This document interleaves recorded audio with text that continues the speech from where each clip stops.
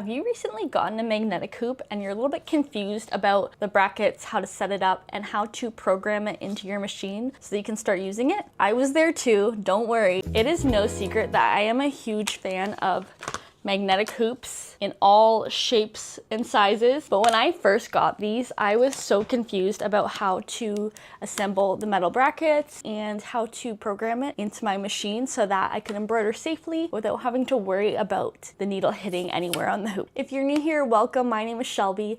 I run a small at-home embroidery business, and I'm also committed to helping others learn so that you can do the same. All right, let's first chat about what you get in the package when you receive a magnetic hoop. You will always get the supplies to put the brackets on. You'll get your brackets. Sometimes you'll get a couple different sizes, and then you'll get the hoop. The front of the hoop has the spots where you attach the brackets, and then the back part of the hoop is just a magnet. For your own safety, make sure that you're not storing them in a way that they could snap together. I always like to either completely put the back of the hoop in a different spot so that there's no risk that it's gonna snap closed, or if I am storing it, I will take the front and snap the back on. It's not as strong when you're snapping the back onto the front of the hoop, but I'll snap it on a diagonal, and that's how I store them. But for today, I'm gonna put the back aside, and we are going to start with attaching our brackets onto the front. So you're always gonna make sure that you order the correct brackets for your specific machine. Each machine will have a different way that the arms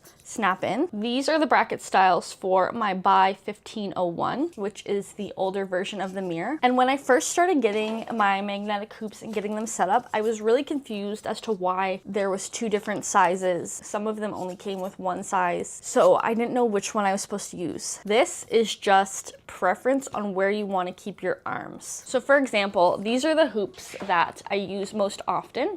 If you can see, the brackets line up in the exact same spot, as well as with this small one. So when I'm using these three hoops together, I never have to change where my brackets are. It makes it super simple. Okay, so for the hoop we're setting up today, obviously there's no way that our brackets are gonna line up with my other hoops because it's just simply too large of a hoop. My largest hoop here, I'm thinking maybe there's a way that we could line up these brackets so that when I'm using either one of these hoops, the arm stays in the same position. And that just allows for ease of embroidery. You don't want to be switching your arms to different widths all the time. It's much easier if you can keep them in like one or two positions that you know fit for all your hoops. This big hoop back here is the one that I already use and I already have programmed. And then this small one up front is my new one, and I'm gonna try and make sure the brackets match. If your hoop only came with one set of brackets, you don't even have to worry about this step. Okay, so here's my new hoop. If I put these smaller brackets on, I don't know if you can tell, but they're lined up right over top of the brackets of my larger hoop. So these two would fit in the same arm position, where if I used the longer bracket style, those would require the arms to be out much wider. So I don't want to use this because I don't want to have to move my arms around too much. It doesn't matter which side is up or down when it comes to a square or a rectangle where the brackets are in the middle. If we look at a hoop that came with my machine, you'll see that on the right side, the bracket has this little notch here,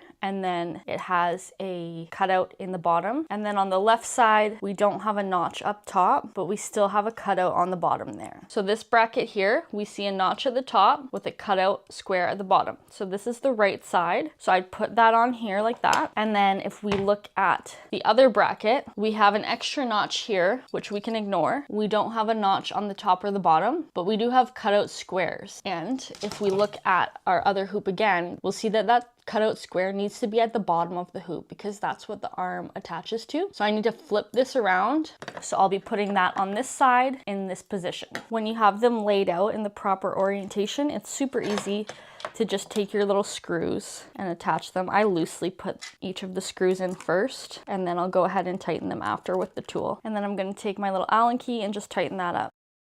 You want to make sure your brackets are on nice and tight because obviously you don't want your hoop shifting around at all. That could mess up the alignment of your design. So our first bracket is on. This is our right side. Then I'm just going to repeat the same process in the orientation that we have it laying here.